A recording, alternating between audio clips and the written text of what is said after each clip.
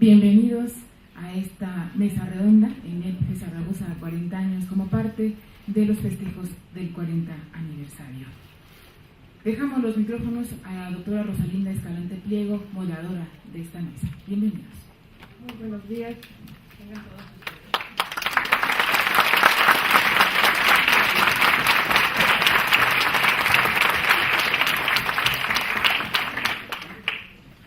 Como parte de una institución, nuestra facultad permanece y trasciende al paso de los individuos que la integran, pero es lo que su comunidad ha querido que sea, lo que permanece en el presente. El día de hoy, dentro de las celebraciones del 40 aniversario de la facultad, tenemos la oportunidad de conversar con quienes llevaron sobre sus hombros momentos históricos que marcaron su rumbo. Cuando ésta se constituye, cuando se convierte en facultad, y en el momento actual con una nueva licenciatura y un nuevo campus. Así, contamos con la presencia del doctor José Manuel Álvarez Manilla, el doctor Benny Báez Steider y el doctor Víctor Manuel Mendoza Núñez, a quienes les damos una cordial bienvenida.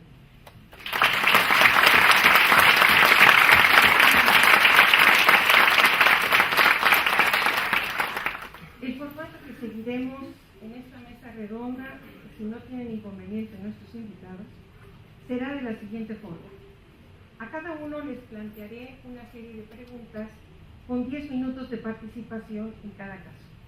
Posteriormente haré 2 preguntas generales con 5 minutos de participación y posteriormente daremos la palabra a nuestro público y finalizaré con un comentario. Los directores, cuando terminan su gestión, pasan a tener un papel discreto en las administraciones que les siguen. Miran desde lejos los esfuerzos de los que están en el lugar en el que ellos estuvieron. Pero hoy, aquí y ahora, tenemos la oportunidad de que con su experiencia y con su conocimiento de los cambios radicales que se dan en los contextos educativos, podamos contar con su opinión acerca de varios temas. Antes de la participación de cada uno de ellos, compartiré con ustedes una síntesis breve de su semblanza. El doctor José Manuel Álvarez Manilla y de la Peña, director fundador de la Escuela Nacional de Estudios Profesionales Zaragoza, nació en la Ciudad de México. Cursó sus estudios profesionales en la Facultad de Medicina de la UNAM, siendo su generación una de las que inauguraron las instalaciones en Ciudad Universitaria. Ha sido secretario de Educación Médica de la Facultad de Medicina de la UNAM, director fundador del Centro Latinoamericano de Tecnología Educacional para la Salud, CLATE, director general del Instituto Latinoamericano de la Comunicación Educativa, INCE, director de Promoción Cultural del Instituto de Educación para los Adultos, director general de Enseñanza en Salud de la Secretaría de Salud, director del Centro de Investigaciones y Servicios Educativos de la UNAM, presidente del Instituto de Evaluación en Gran Escala SADCB, miembro fundador del Consejo Técnico del Instituto de Evaluación para la Educación. Posee una amplia experiencia como investigador en planeación educativa, diseño curricular, evaluación del aprendizaje en gran escala y en el uso de las tecnologías de la educación. El doctor Álvarez Manilla trajo con él a nuestra facultad, entonces Escuela Nacional de Estudios Profesionales Zaragoza, en un entorno agreste y con poca infraestructura, un caudal de ideas educativas que se cristalizarían en un modelo educativo, el modelo de enseñanza modular. En aquellos tiempos fue difícil romper con esquemas tradicionales de enseñanza, como ahora lo es, al tratar de incorporar las tecnologías de la información y la comunicación en la docencia. Doctor Álvarez, sé que no es algo simple de responder en tan corto tiempo, pero cuando se fundó la ENEP de Zaragoza, ¿qué expectativas se tenían en cuanto al proceso de enseñanza-aprendizaje? ¿Cuáles fueron las principales dificultades y avances en aquel momento? cómo romper con paradigmas de tipo tradicional cuando la mayoría de los docentes y alumnos fundadores, y aún en el presente, se siguen repitiendo los esquemas educativos que en su momento se aprendieron. Tiene usted la palabra.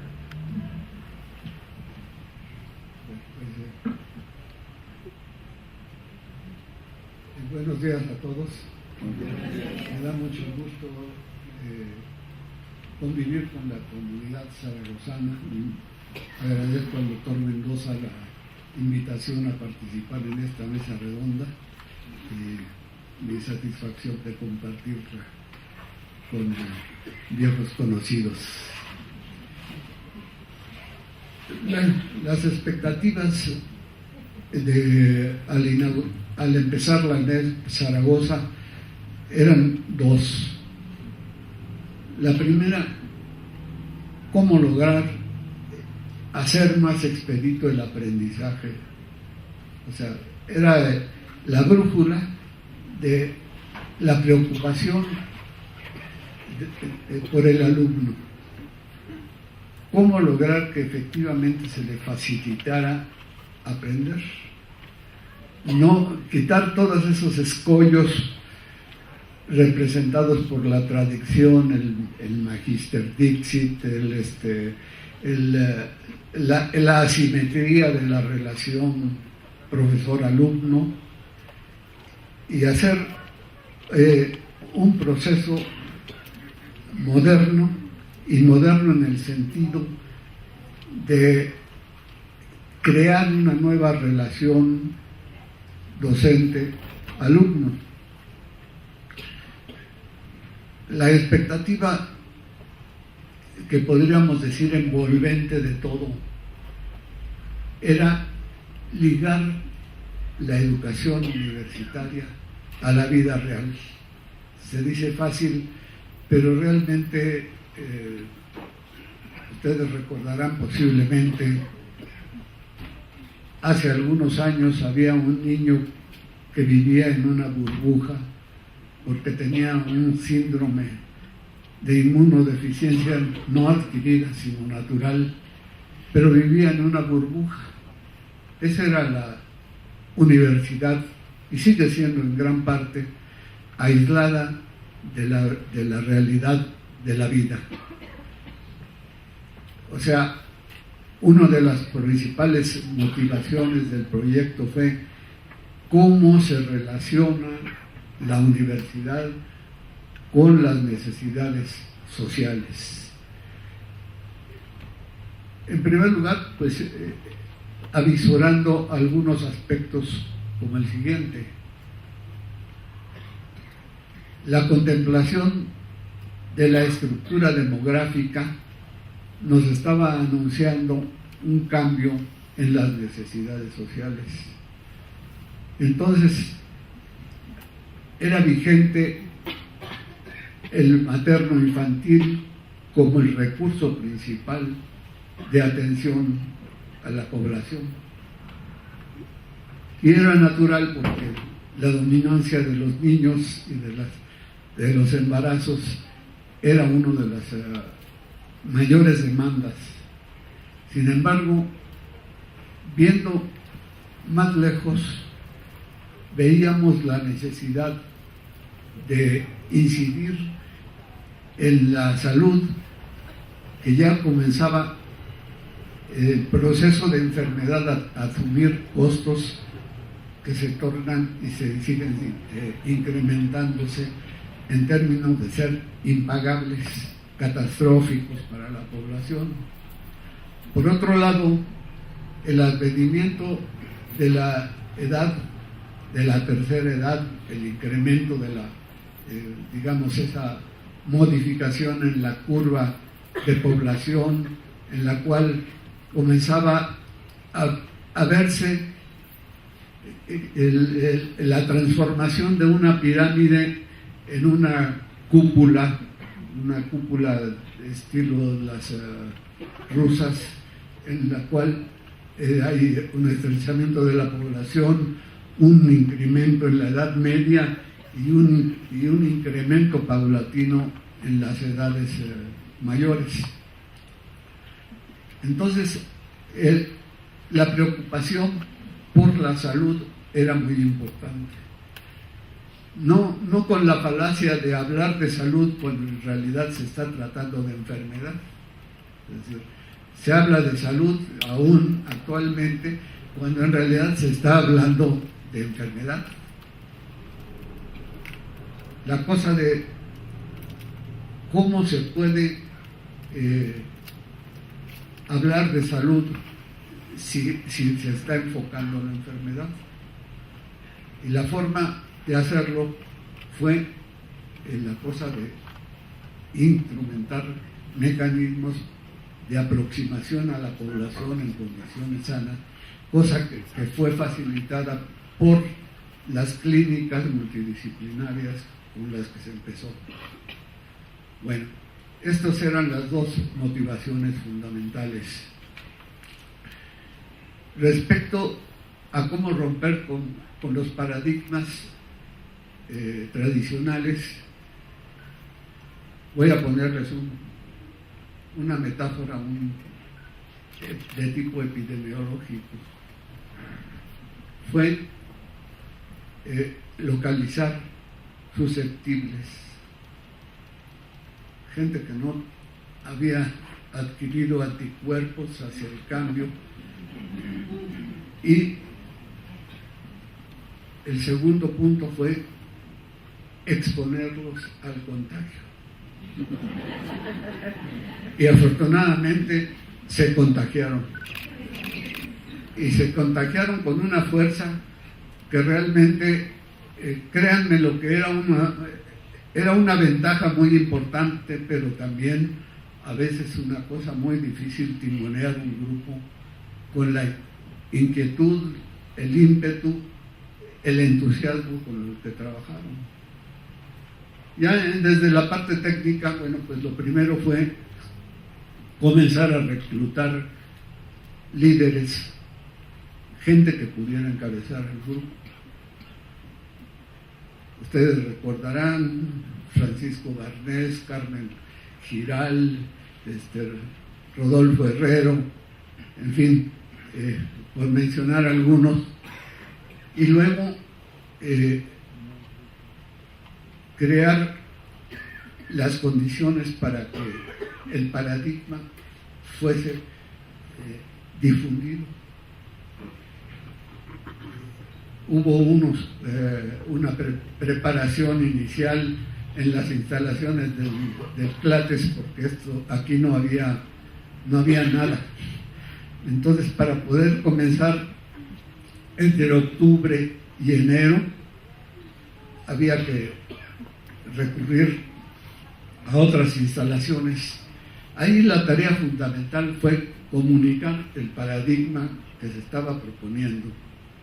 Lo demás vino ya en la parte de operación, la parte técnica, la preparación de las personas en la de redacción de objetivos, cartas descriptivas. Ese fue el proceso.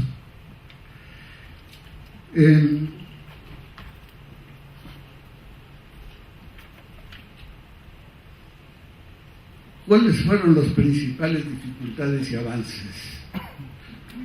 El primero fue el tiempo. Un espacio muy corto para reclutar personal, construir el edificio, equiparlo. La segunda fue la habilitación del espacio. Una oposición tremenda desde la dirección de obras, que me decían, pero ¿cómo va usted a poner bancas no atornilladas al piso? Se le van a perder. Déjeme, arquitecto, déjeme correr el riesgo, yo soy el director. Las clínicas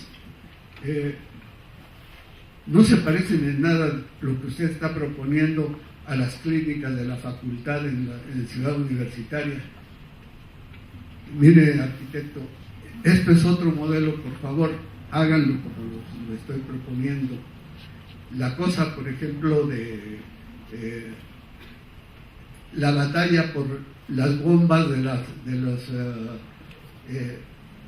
sillones odontológicos. fue una trampita que hice de cómo inducir el sistema de 4 manos con profesores que no sabían 4 manos. Y la solución fue muy sencilla: quitarle una bomba al sillón, de manera que cuando llevaban 10 minutos agachados, estaban pidiendo por caridad una sillita. Y una vez que se les daba la sillita, entonces podían trabajar con el paciente acostado, y entonces era fácil agregar el ayudante y convertirlo en un sistema quirúrgico y no en un sistema de barbería, de peluquería. Una dificultad esencial fue en la relación con el sindicato. En esa época, el Colegio de Ciencias de Humanidades Oriente, que es de nuestro vecino, no permitía la entrada del coordinador. El coordinador trabajaba desde afuera y en gran parte se obedecía al sindicato. Nos mandaron una representación de ellos a fundar la delegación sindical de la ENEP. Batallamos algún tiempo, pero al final establecimos una relación de colaboración basada en el contrato colectivo. Yo no te pido nada fuera del contrato colectivo de trabajo, pero tampoco escabullas nada que el contrato establezca. Fue una batalla, pero al final creo que logramos hasta una relación armoniosa con el sindicato.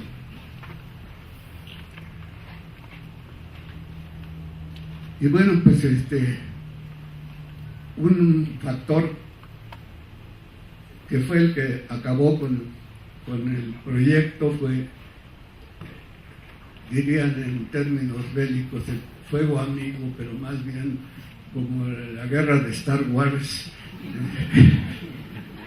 El proyecto de Zaragoza comenzó a ser problemático para gente que aspiraba a la rectoría.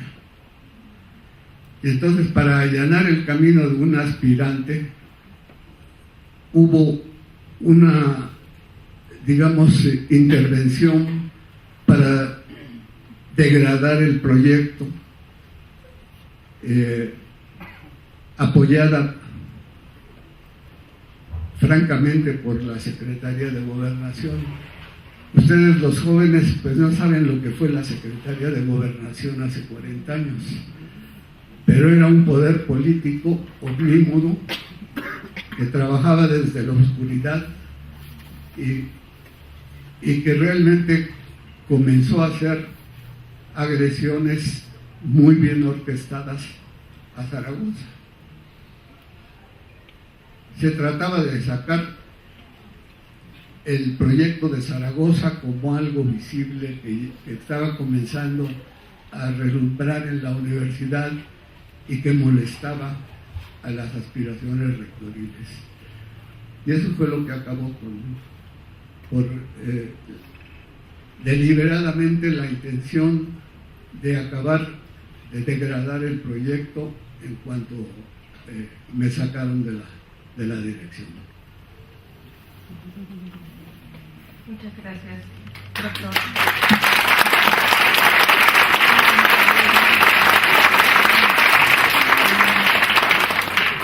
Pero mucho de lo que usted concluyó permanece, doctor. Y siguiendo con la metáfora, quizá necesitemos entonces desatar una epidemia de nuevas ideas educativas en nuestra facultad. Muchas gracias.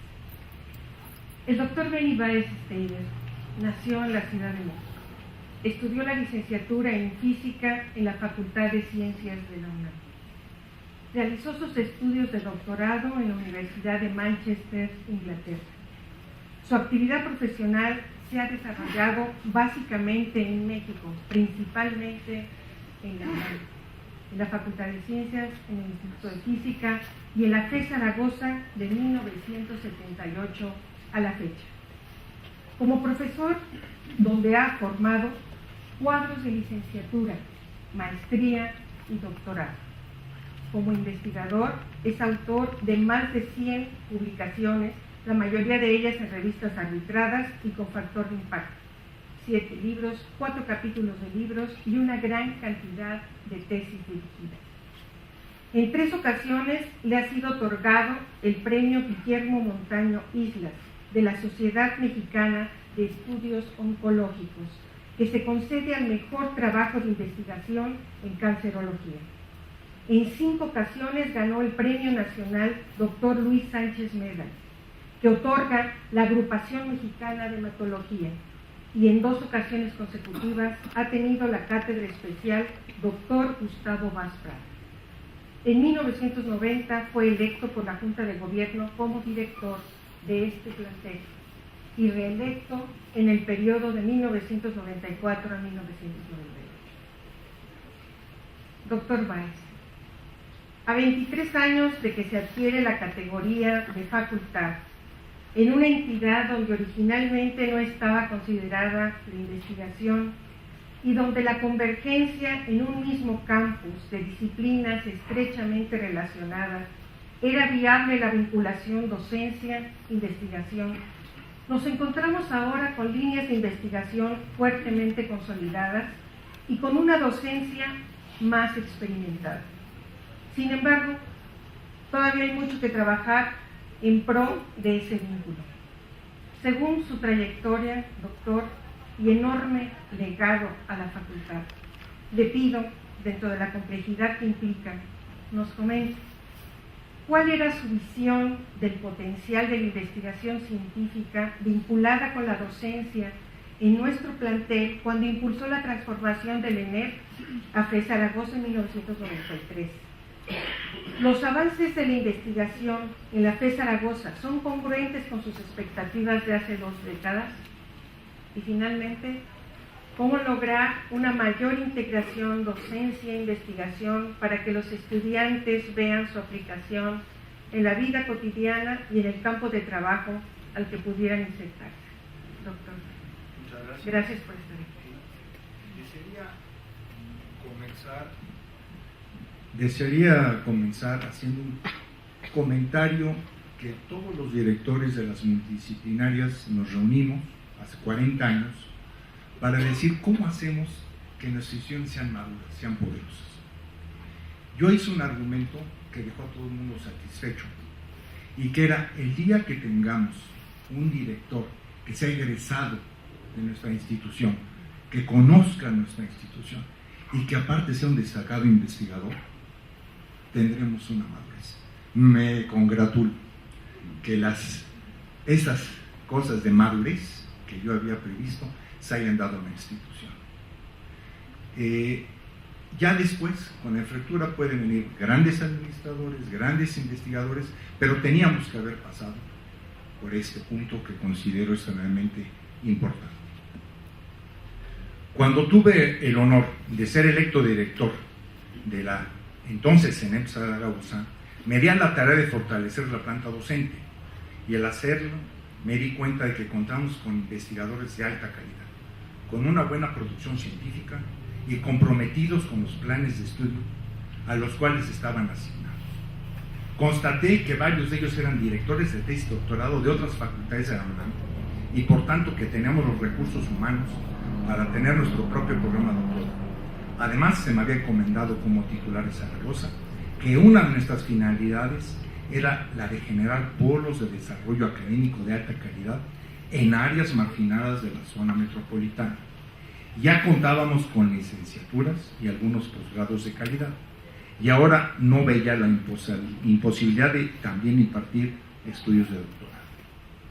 Una vez tomado en cuenta nuestras fortalezas, me percaté que el área de mayor impacto en investigación era la biomedicina.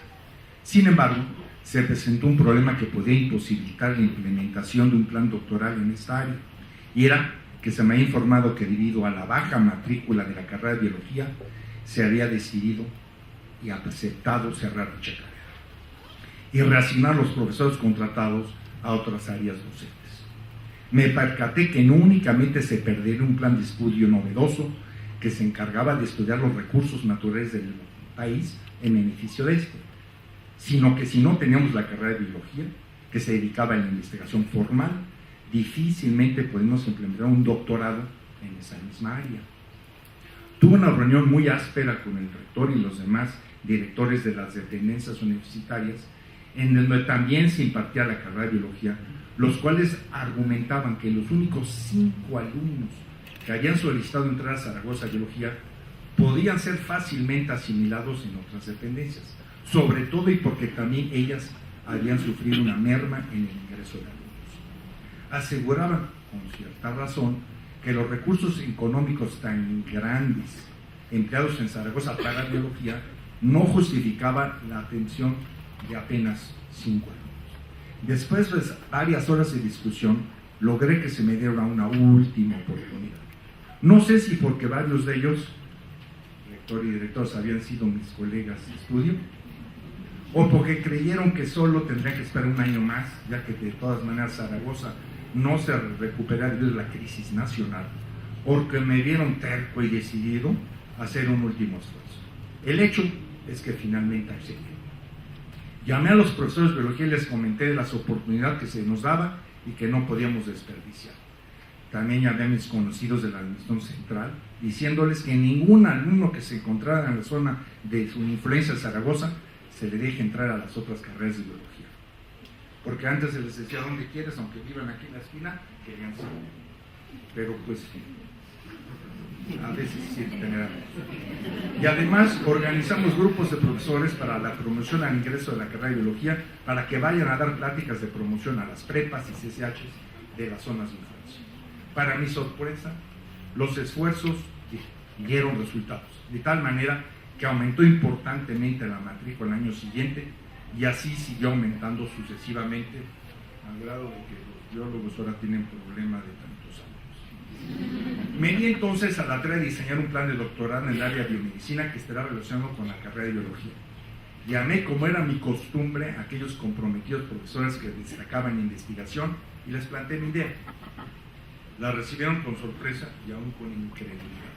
Pero el compromiso que siempre han demostrado para con su institución hizo que todos nos pusiéramos a trabajar intensamente en iniciar un plan de estudios doctorales, dirigidos por actual doctor Roberto Domínguez Casillas, distinguido investigador en esta institución. Una ventaja adicional del área de la biomedicina consistía en que era una disciplina en que todas las licenciados de Zaragoza podrían participar. La incredulidad no únicamente era local, sino de las otras ENEPs. ¿Cómo es que la más joven pretendía dar el paso que no había dado? Y facultades e institutos de CEU, una ENEP, va a hacer lo que nosotros con dificultad hacemos.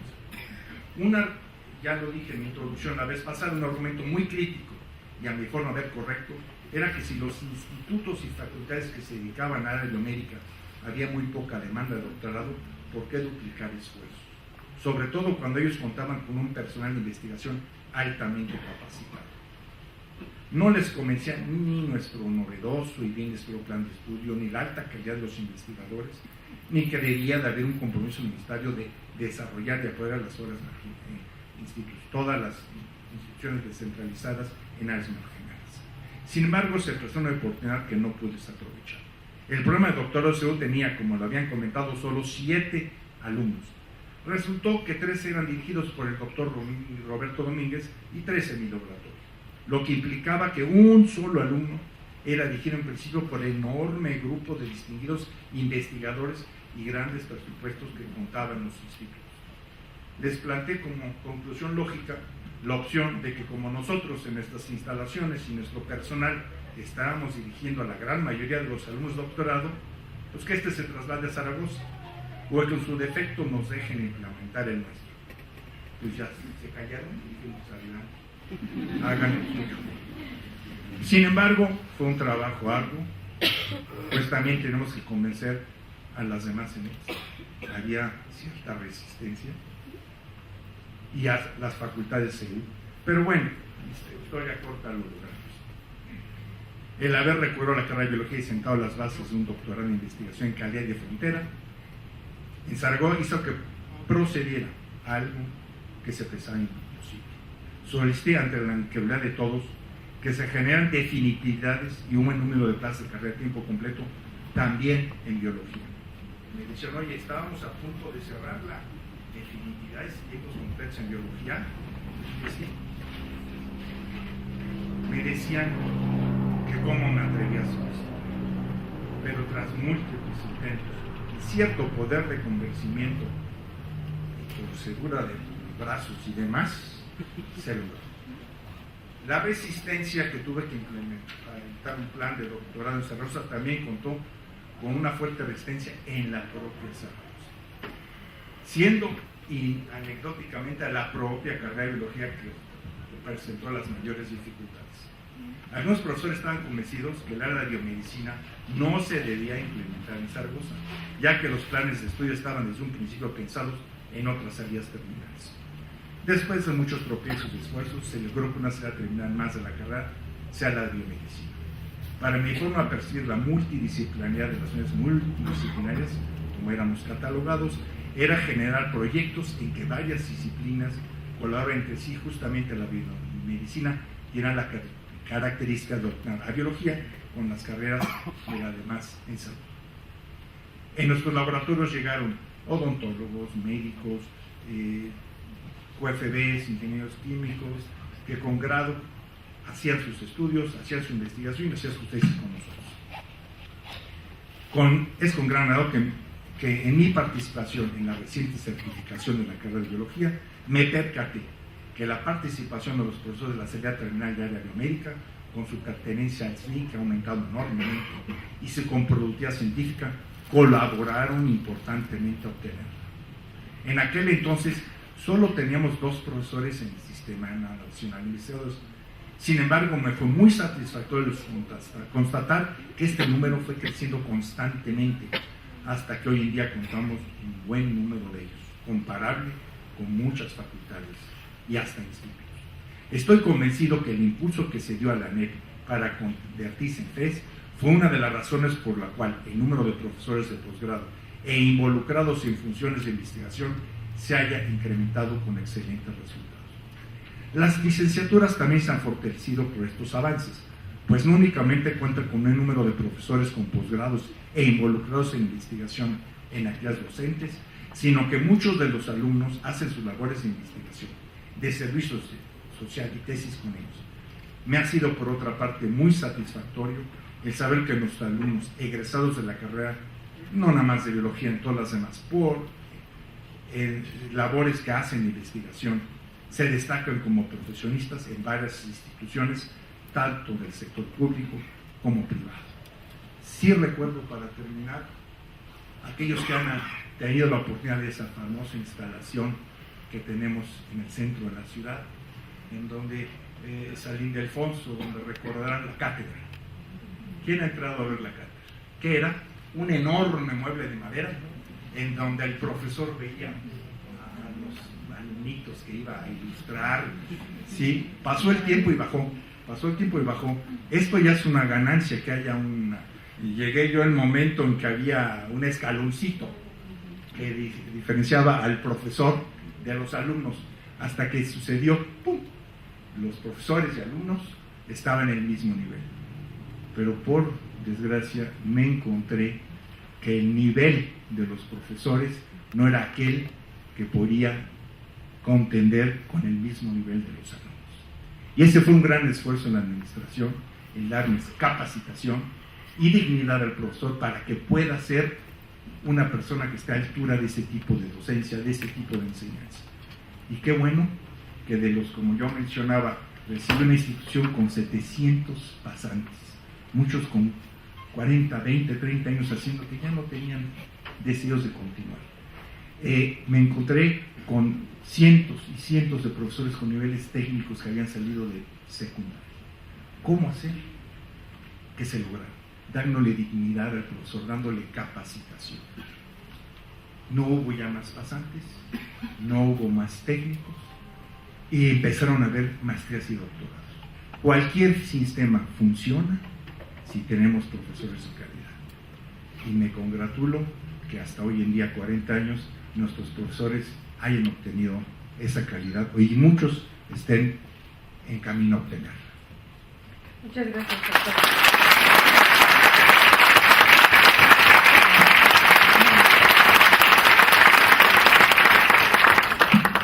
Como usted lo ha señalado, doctora, 40 años, la facultad ha alcanzado una gran madurez en el cumplimiento de las funciones sustantivas de la universidad.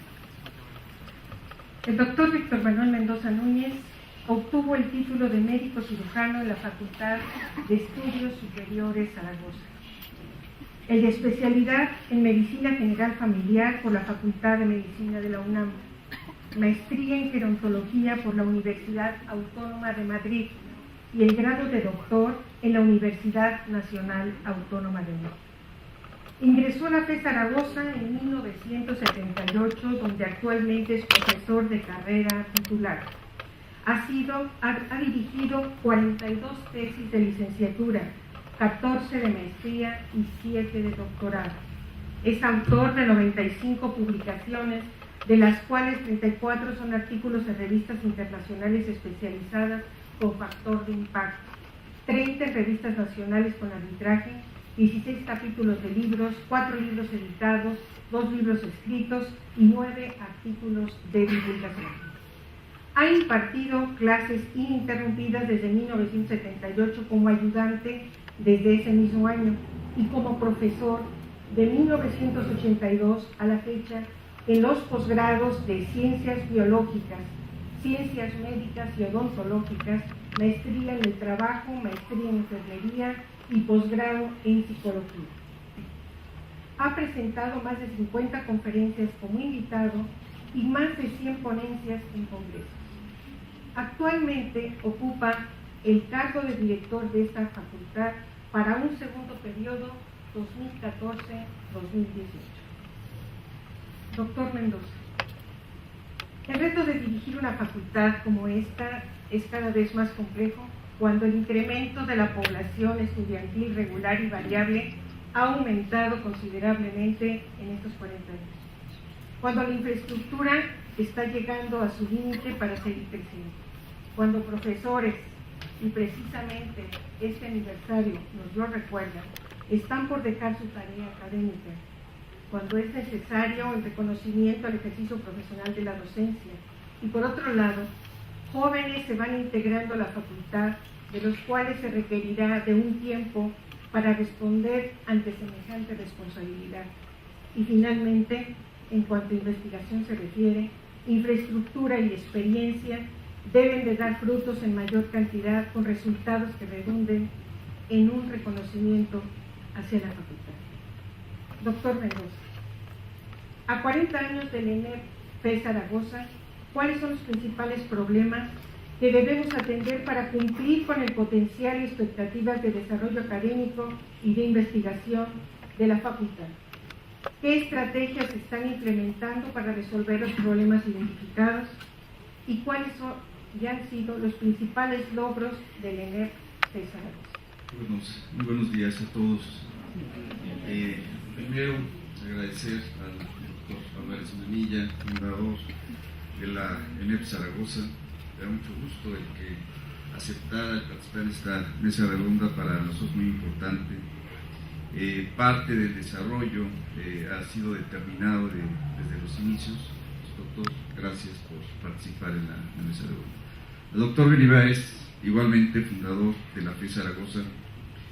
Considero que tanto el momento de la fundación de la ENEP en 1976 y de la FES en 1993 son hechos determinantes de lo que en este momento estamos logrando.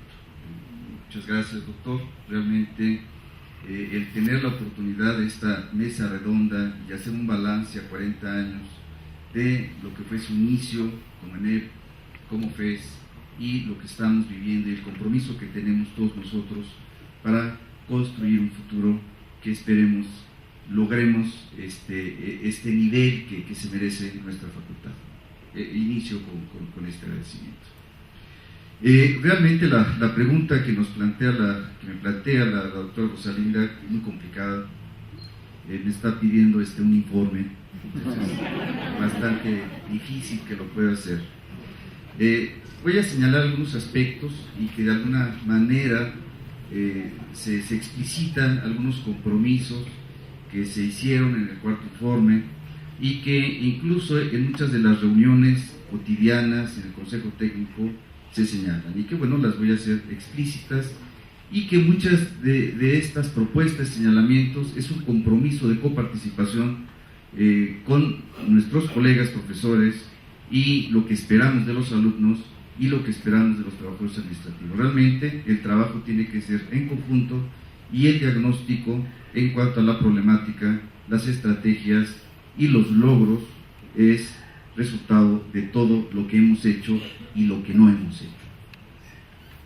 Tenemos una infraestructura muy limitada, pero esto no tiene que ser el motivo, el pretexto para decir que no estamos avanzando. Tenemos que buscar algunas estrategias, y parte de ello tenemos que complementarlo con la formación de los profesores y de los alumnos en las TICs. De alguna manera, esto será alguna alternativa, tener algunas posibilidades que complementen la formación académica, no solo en el aula, sino aprovechar la tecnología que actualmente tenemos. La formación docente. Creo que necesitamos formarnos en estas nuevas tecnologías. Muchos de los jóvenes van muy adelantados respecto al uso de la tecnología, pero quizá no en el uso adecuado para la docencia, no en el uso adecuado para la investigación. Pero igualmente los profesores no estamos formados en ello, y un problema que hemos identificado es que ahora, hace algunos años, se pedía que tuviésemos un curso de formación docente, pero ahora tenemos que agregarle en esta formación docente el uso de las tecnologías para que realmente sea compatible con lo que queremos y lo que están utilizando nuestros alumnos. Tiene que dejar de asustarnos el que los alumnos durante la clase estén consultando en la red si es real lo que estamos mencionando o no, y que se dé este debate por alguna información que sea actualizada, o incluso si es incorrecta, que nosotros tengamos la posibilidad de corregirlo. En este aspecto también en ocasiones nos justificamos en cuanto al avance, porque los alumnos tienen cierta formación académica previa del bachillerato, llega con nosotros, y justificamos que si los alumnos no vienen preparados, entonces por esa razón no tenemos un alto índice de egreso, no logramos titulación, sin tomar en cuenta que los alumnos vienen a aprender, que los alumnos de alguna manera, con las limitaciones que tienen, tenemos que identificar y tenemos que responder a esas necesidades. Entonces creo que no hemos logrado del todo identificar, y en muchas ocasiones se da esta justificación, y tenemos que saber realmente cuál es el reto al que nos enfrentamos. Si bien es cierto, y mencionaré posteriormente algunas de las cifras que referí el día que nos acompañó el señor rector, y hemos logrado mucho, realmente se ha formado un gran número de profesionistas.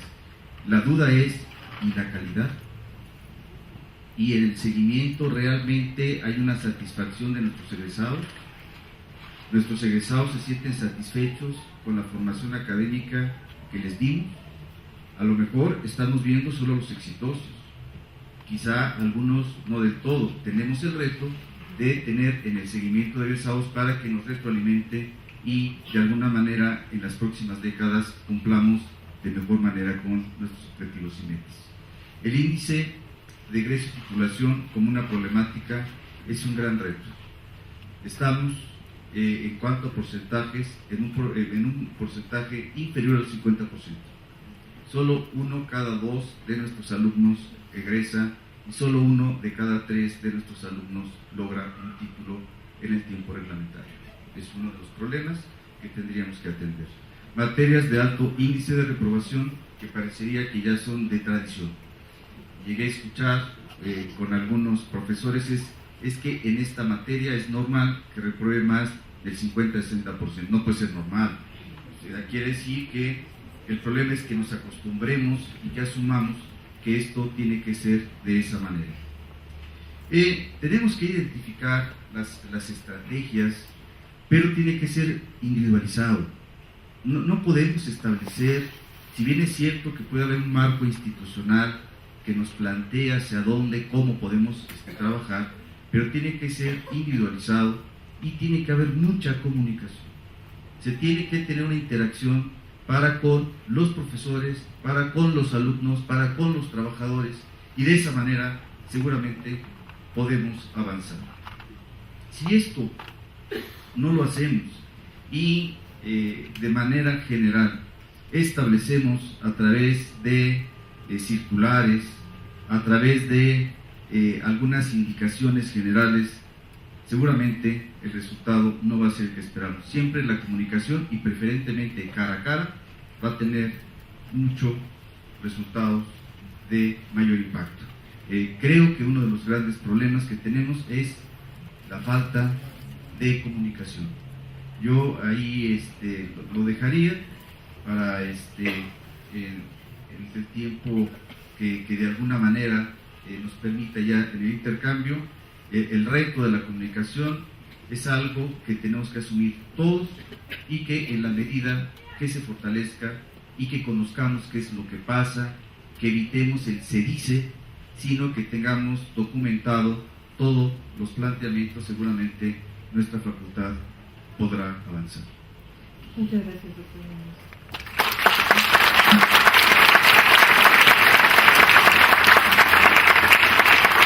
Cuando se crea la ENEP y ahora FES Zaragoza, su intención fue y es dar respuesta al aumento creciente de la población estudiantil con instalaciones adecuadas para la formación integral de los estudiantes en la zona metropolitana del Estado de México, con estructuras académicas y administrativas novedosas, con planes de estudio innovadores y con los mismos principios, reglamentos y normas como los de cualquier facultad del campus EU.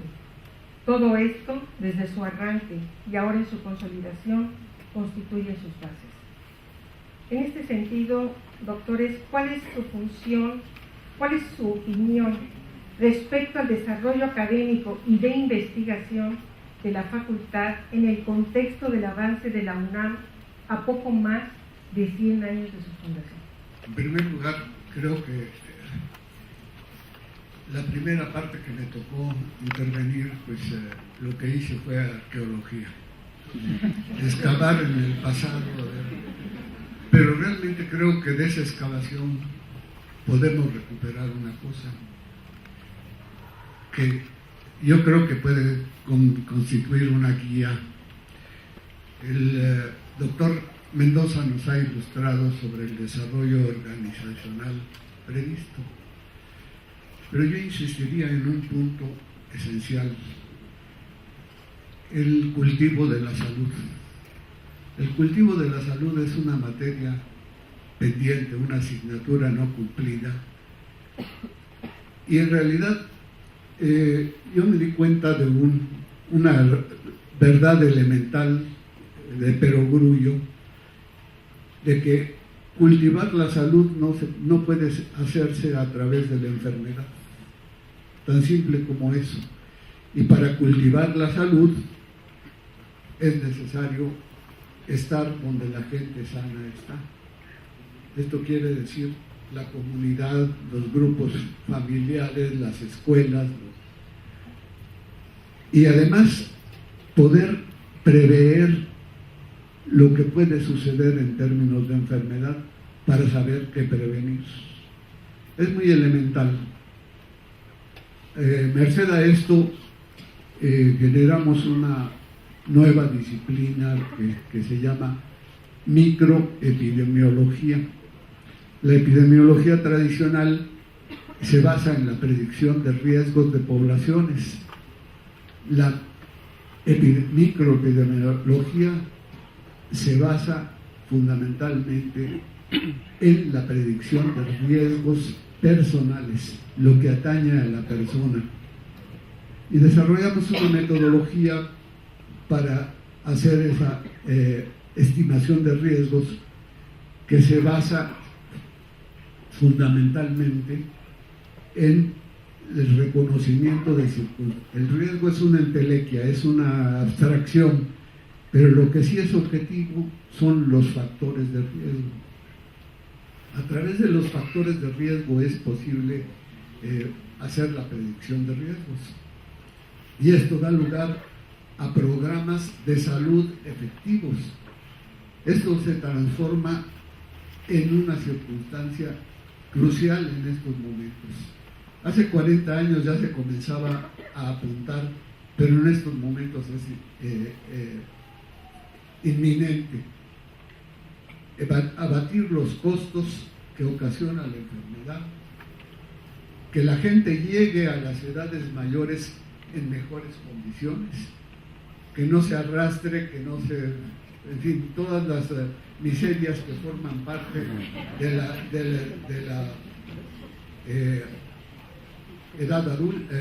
edad senecta. Es decir, hay alguien que ha dicho que la vejez necesita mucha valentía. Bueno, pero también hay formas de acceder a esto.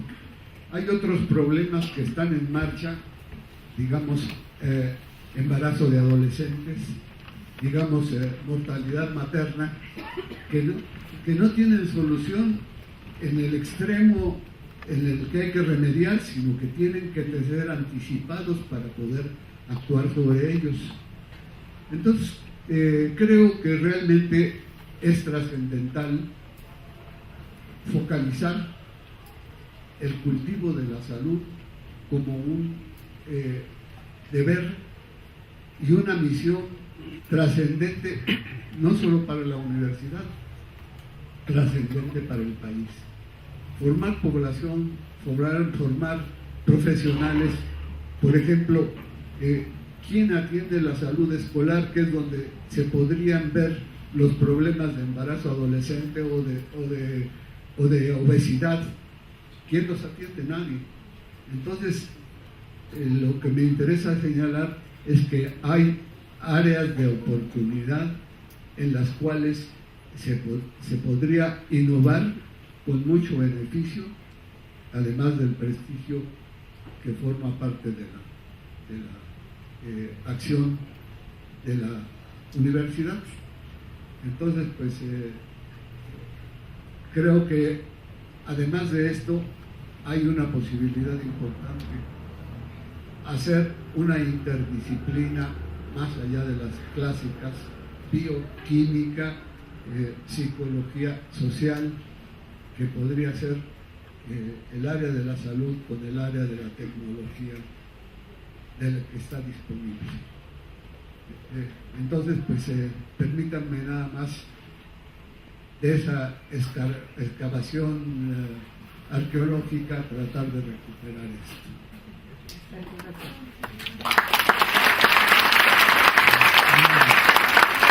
Creo que hay una aclaración que tengo que hacer. Se me pidió que hable la historia del doctorado y por eso me concentré en lo que es mi medicina. No implica los avances importantes y la dedicación a las demás carreras.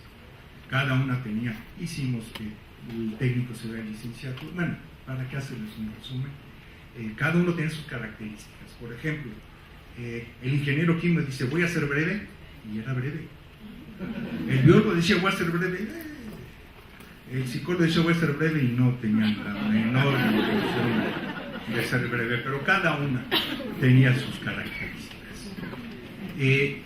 Algo que me hizo a mí mucho impacto en aquel entonces es que nos decían, como mencionó nuestro señor director, qué bajo tienen ustedes el nivel de egreso. Y me molestaba mucho decir, señores, hacemos más que ustedes. ¿Cómo es eso? Primero, yo era el director disidente del Consejo Universitario. Que elijamos a los mejores alumnos para la universidad, cuando decía los mejores eran los más altos promedios, que ya no entren CSHs y que alumnos que no están capacitados. Yo me oponía radicalmente. Se gastó mucha sangre en nuestra revolución para que se atienda al pueblo de México, no a aquellos que tienen la suerte de tener altos promedios. Nuestra función aquí se estaba realizando. Recordemos que no sé si sigue haciendo, pero en mi época, la mitad de los alumnos de biología querían ser médicos, pero ya no había lugar. Otros querían hacer esto y no había lugar. Otros querían hacer, y váyanse a nivel técnico de enfermería, pero ¿saben qué? Hacíamos nuestra función, y muy bien nuestra función. Yo les decía a los demás directores y demás de CEU, a ver, de los alumnos de esta calidad, ¿cuántos reciben ustedes? Ninguno. Nosotros sacamos al 50% y a veces hasta más. El que un alumno de ese nivel, con esa educación previa que ha llegado aquí, le demos 1 o 2 años de capacitación, estamos cumpliendo con lo que nos pedía nuestro país, estamos cumpliendo con nuestro compromiso. Zaragoza cumplía mejor que todas las facultades y escuelas, pero había que pensar cuál era la función de la UNAM, para qué servimos. Disidente el director, diferente a los demás, pero con orgullo demostramos que aquí hacemos bien nuestra función. Me decían, bueno, pero entonces ¿cómo lo resuelves? Hicimos una propuesta que ojalá y algún día se retome. En vez de decir que fallamos con el 50% y que tuvimos éxito con ese 50%, propusimos generar salidas intermedias. Que el que llegó a 2 años opte por paramédico, que el que llegó a biología a la mitad opte por, entonces tendríamos no 50 deserción, sino 100%, dándole a cada quien según sus necesidades, no imponer las necesidades centrales para los alumnos. Entonces yo sí creo y estoy convencido de que tenemos la calidad y cumplimos con el compromiso social. Que no nos ataquen los demás porque estamos haciendo nuestra función mejor que ellos. Y estoy convencido que ojalá se retome esta. La salida técnica de enfermería, yo hice lo posible y lo logramos, de que se convierta en licenciatura en esta institución. ¿Por qué? Porque no queríamos de entrada atender a nivel técnico. Pero sí, creo yo que una salida y demostrar lo mucho que valemos y lo bien que hacemos las cosas es ocuparnos de la realidad, porque año con año, y no va a cambiar, porque no podemos cambiar la vida previa que tuvieron los muchachos, sus dificultades familiares, eso no va a cambiar. Lo que sí podemos cambiar es darle a cada quien lo que necesite, y Zaragoza se distingue por ello y me lo reconocieron. Ojalá siga reconociendo eso, que no es 50% de fallo, sino es cumplir con lo que el país nos ha pedido.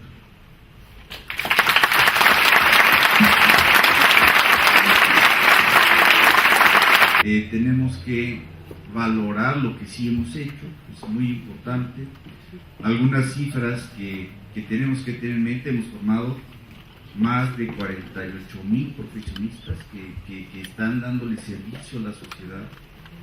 Hemos igualmente en el impacto social dando servicio odontológico a más de 2 millones de pacientes. ¿Sí? Respecto a la atención a la salud psicológica y química clínica, a más de 1 millón de pacientes. En el caso de odontología, si la FES Zaragoza no hubiera brindado este servicio, no hubiera tenido posibilidad de alguna atención odontológica. El impacto ahí está, y esto de alguna manera desde los inicios en el marco de la atención primaria, y bien lo señala el doctor Benibáez, los alumnos que tenemos son distintos. Ahora en el proceso de rectoría con algunos de los candidatos yo les señalaba, ¿y por qué razón se pide un puntaje distinto por facultad? Tendría que ser exactamente igual, ¿sí? Y en efecto, los alumnos que nos llegan no son los mismos que llegan a otras facultades, ni siquiera en el caso de la hermana FES Iztacala. Hay una diferencia, creo que esto es importante. Aún así, tenemos grandes logros en el ámbito de la investigación, el haber desarrollado más de 1,000 proyectos en 40 años, el haber publicado 1,300 artículos y de ellos más de 500 en revistas con factor de impacto en las condiciones en las que lo hicimos, no en un instituto, creo que es muy importante. En esto nos debemos sentir muy orgullosos, en el que hemos rebasado las expectativas a 40 años. No obstante, tenemos un margen de mejora. También tenemos que hacer un diagnóstico muy preciso. ¿Qué tanto más podemos lograr? Y yo considero que con una buena organización y con una política institucional que impulse el desarrollo académico y la investigación, lo vamos a lograr. De hecho, lo que se está implementando, el desarrollo, lo que estamos trabajando en esta administración es sentar las bases de una política institucional, académica y de investigación para que se siga con este avance. Yo quisiera, para finalizar, dos grandes posibilidades y compromisos que tenemos y que se los quiero compartir. Un nuevo campus. Tenemos un campus 3. ¿Qué vamos a hacer con el campus 3? Es realmente un reto el que implementemos algunas carreras emergentes, algunos proyectos que de alguna manera los que estamos aquí tenemos que vislumbrar que se puede desarrollar en un nuevo campus. Y otro espacio que también nos compromete en toda la universidad es el Centro de Tecnologías para el Aprendizaje. ¿Qué significa este Centro de Tecnologías para el Aprendizaje? Y que se tiene que notar en los próximos años, en las próximas décadas, que realmente este centro a lo mejor es un atrevimiento o un inicio de alguna manera anticipado, y yo puedo señalar que es un gran reto y que bueno, tenemos que asumirlo para que tengamos los mejores resultados. En ese sentido, si tenemos un diagnóstico preciso, con una política institucional bien definida, seguramente en las próximas décadas vamos a tener los resultados, pero siempre y cuando trabajemos de manera conjunta, profesores, alumnos, trabajadores administrativos, acorde con las políticas que nos toca a los funcionarios. Muchas gracias.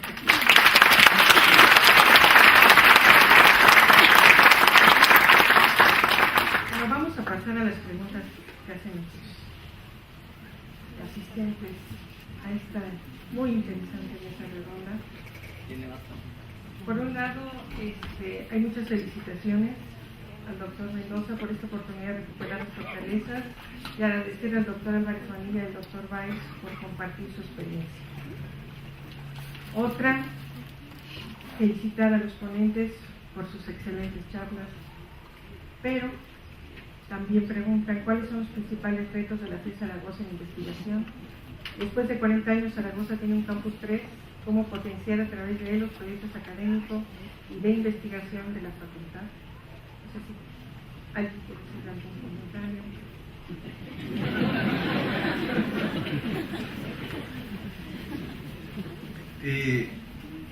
Ya lo señalaba, primero tiene que estar muy bien definida la política institucional. Estamos trabajando en ello con un plan.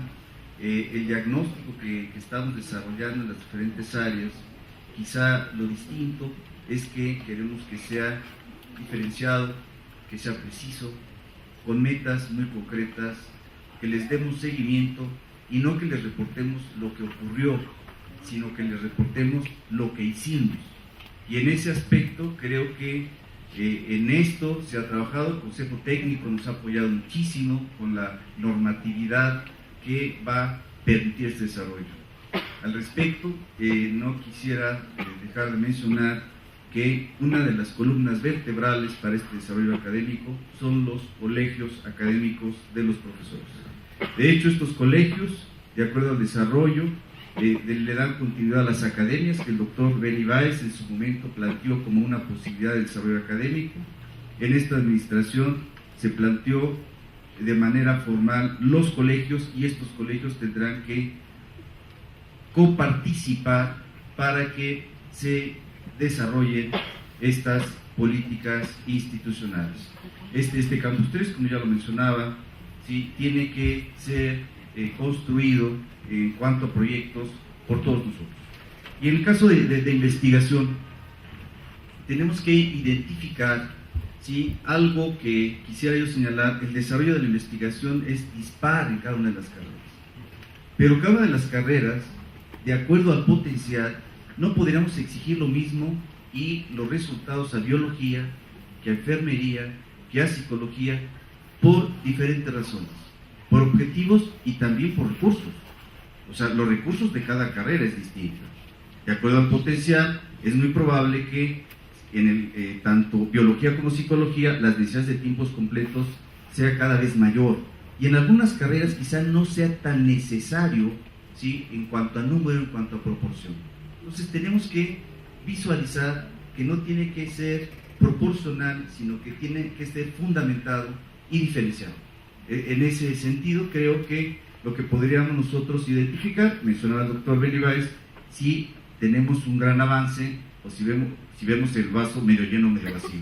Tendríamos que valorar, ¿sí?, cuál es este punto óptimo que tendríamos para cada una de las carreras. Gracias, doctor. Claro que sí. Una enseñanza importante que obtuve durante todos los años de previos y director es un cambio estratégico que es cómo hacer investigación. Se acostumbraba a decir, según el programa nacional, y lo que yo pienso es, esta es la investigación, únanse. No funcionaba. Llamaba a los profesores, ¿qué te gustaría hacer de investigación? Ante la sorpresa de que se daba a sus manos, floreció la investigación. No imponer. ¿Qué te interesa? El poder académico debe estar en los profesores, como dijo bien el doctor. En un principio llegué yo aquí todos peleados con todas secciones, carreras, departamentos. El director lo único que tenía que hacer es ver cómo lidiaba con todas las peleas. Y no había academia.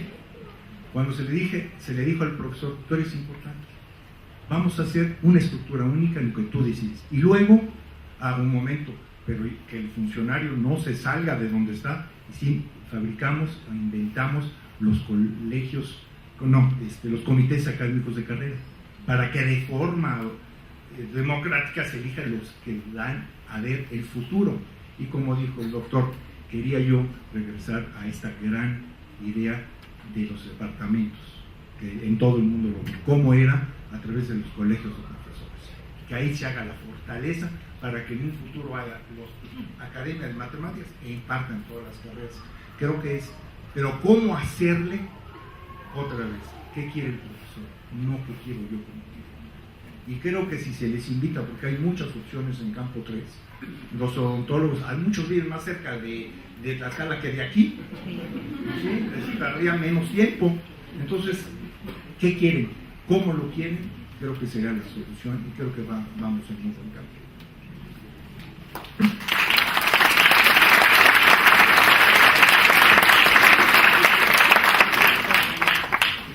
Ante el corto tiempo que todavía nos queda, voy a juntar algunas preguntas para dar curso a todos los de los asistentes. Una de ellas dice: el sistema modular instaurado en la FES Zaragoza fue punta de lanza en el sistema de educación superior, pero en la actualidad este sistema nos ha resultado difícil de entender. ¿Cómo lo adaptamos a las competencias? Otra, ¿existe un modelo zaragozano? ¿Cuáles son sus principales fortalezas y debilidades? Y otra, relacionada, la educación superior para el siglo XXI hace planteamientos nuevos. ¿Nuestro proyecto educativo en este contexto es vigente? ¿Continúa siendo una alternativa? Difícil.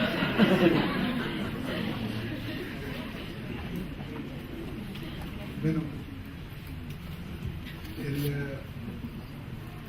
principio organizador del modelo modular es muy simple. En vez de tener una estructura diacrónica, es decir, primero teoría y luego práctica, el principio modular es la simultaneidad de teoría y práctica. Aplico de inmediato lo que aprendo, pero además de lo que hago, busco la explicación teórica. La parte de cómo relacionarlo con las competencias, bueno, la forma de organizar los módulos es diferente. Por ejemplo, había un módulo de reproducción, un módulo de niño sano. Realmente el problema es identificar qué área de competencia se necesita. Por ejemplo, el caso que ponía yo, esa pandemia que tenemos mundial de obesidad, cuáles son las competencias que se necesitan para resolver el problema y cuál es la teoría y cuál es la práctica efectiva que necesita hacerse. La tercera pregunta, ¿cuál es? Acerca del siglo XXI, ¿qué expectativas? Bueno, yo creo que, como dijo un pensador eminente, es muy peligroso hacer vaticinios, sobre todo si se refieren al futuro. Yo creo que lo que está sucediendo es lo que nos está marcando cuál es la necesidad. Y realmente yo creo que uno de los puntos esenciales es poder tener la visión de hacia dónde van las cosas irremisiblemente. Es decir, si vemos el determinante básico que es la población, va hacia edades mayores. Pero ojo, hay un obstáculo en el camino. El hecho del desarrollo de la obesidad puede comenzar a limitar la vida de las gentes. Entonces, de alguna forma, hay aspectos, por ejemplo, cuál es la incidencia de la contaminación en la vida de la gente. ¿Es efectivo el cambio climático o es una falacia inventada por alguna mente calenturienta? Yo creo que existen bastantes indicadores de lo que está sucediendo actualmente y que tiende a agravarse a medida que pasa el tiempo. Entonces, sin figurarnos si para el año 2050 vamos o va la gente que esté, porque algunos no lo veremos, van a tener trajes plateados y hombreras como en la Guerra de las Galaxias. No, es decir, simplemente qué va a pasar con las pensiones, qué va a pasar con los gastos médicos, qué va a pasar con las necesidades. Todo eso son preguntas válidas, y yo creo que lo que apuntaba el doctor Mendoza podría ser un trabajo de los cuerpos colegiados, hacerse esas preguntas. Yo no tengo respuestas de ninguna forma, pero creo que hay gente que puede comenzar a pensar en eso. Yo sí voy a sacar la esfera del futuro y prevenir, porque el que no tiene ideales, yo llegué con muchos ideales, algunos se cumplieron, algunos no. Algunos tuve éxito y algunos fracasé, soy ser humano, pero sí tenía siempre una visión, dónde quiero. Y les voy a dar una que a lo mejor les asustaría. Yo creo que en el futuro se van a cerrar las aulas, ya no va a haber aulas. En un futuro se va a respetar el conocimiento de los viejos y de los profesores, no a los 70 años empezar a decirle. Entre los aztecas y toda Mesoamérica, el único que podía consumir alcohol era el viejito, tenía privilegios. En Europa, el único que podía dar consejos a los gobernantes eran los Sanedrín, los consejos de viejos. A veces me impresiona cuando doy mis clases en licenciatura o en posgrado, que mi temor es el alumno sabe más que yo, porque por más que yo prepare la clase de X, hay en YouTube un mejor curso y con recursos de diseñadores, ejemplos ¿por qué no decimos al alumno, ve mejor clase que la mía ahí y te ahorraste? Y al profesor, imagínense, teniendo eso una y otra, 30, 40 años, la misma clase. Cuando llega la jubilación digna, dice yo la quiero porque ya estoy. Pero ese profesor tiene un conocimiento interno de lo que es, no nada más los conocimientos, sino las necesidades de nuestro país, de nuestros alumnos. Las clases debían de ser, según yo, ve los 3 mejores YouTube que hay por ahí y ven a mi laboratorio, ven a mi lugar para que lo platiquemos, yo te oriente y tener profesores de alto conocimiento. Cerrar aulas ya no sirve, bueno, así veo en el futuro, y la labor de Alma Herrera puede ser, como dice el doctor, que le está dando primordial en esto. Alumnos, vean lo mejor que hay. Yo los oriento en lo que necesita el país, que ellos no saben los premios Nobel que ya tienen en YouTube, todo. Sí creo que podríamos reaprovechar.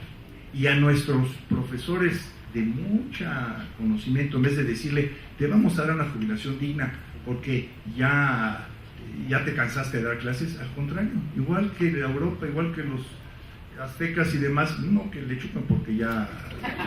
Pero sí, escribe libros, damos ahora tu experiencia, pásala, damos una oportunidad que merece tu estrato que tienes. Yo sí veo que si vamos para allá, y creo que con esta instalación y lo que ha dicho el doctor, probablemente demos el ejemplo en ese sentido. Pues ya no nos queda más tiempo, van a quedarse preguntas para que pues se acerquen con los doctores a planteárselas, y yo creo que de muy buen talante lo harán. Doctor Álvarez. Claro que sí, doctor, claro. Yo creo que es interesante la propuesta del doctor Báez de las salidas colaterales a los que no completan, pero aquí también la epidemiología puede ser de auxilio. Nosotros hemos experimentado y sacado con éxito modelos de predicción de deserción, de reprobación, basados en los factores de riesgo. Entonces, aparte de la solución que propone el doctor Báez, creo que es muy importante poder reforzar al estudiante con acciones proactivas que ayuden a cancelar los factores de riesgo de que es portador. Muchas gracias.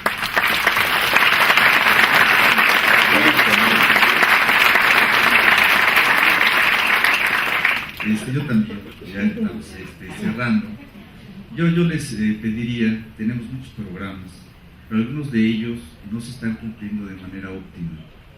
Retomando lo que mencionaba tanto el doctor Beni Báez como el doctor Álvarez Manilla, un programa que es muy importante y que creo que deberíamos de tomar con mucha seriedad es el programa de tutorías, para poder identificar qué necesita cada alumno y que de alguna manera establezcamos algunas acciones de manera personalizada, de manera grupal, para algunos de ellos con el apoyo de las tecnologías. Algunos de los alumnos no les necesitamos enseñar tecnologías, ellos nos los tienen que enseñar a nosotros, para que de alguna manera estemos a la par.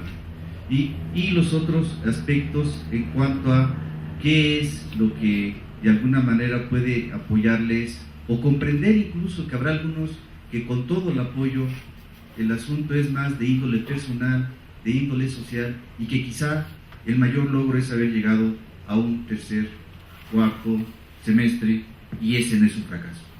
Y quizá nosotros lo tenemos entre las estadísticas como un fracaso, y resulta que fue un éxito el haber entrado a la universidad, el haber cursado un año de la carrera. Que veamos cuál es el potencial, y que quizá para este siglo XXI es, en el caso de nosotros como profesores, como alumnos, trabajadores administrativos, cuál es el punto óptimo donde podemos llegar, en dónde estamos. No más que lo que podemos, qué es lo que tenemos para llegar al punto óptimo. Ya que el doctor Álvarez Manilla nos habla de epidemiología en la atención primaria, hay que optimizar nuestros recursos. Creo que esto es fundamental. Sí, no pensemos en lo que no tenemos, sino de lo que tenemos, cuál es el máximo de lo que podemos hacer. Muchas gracias.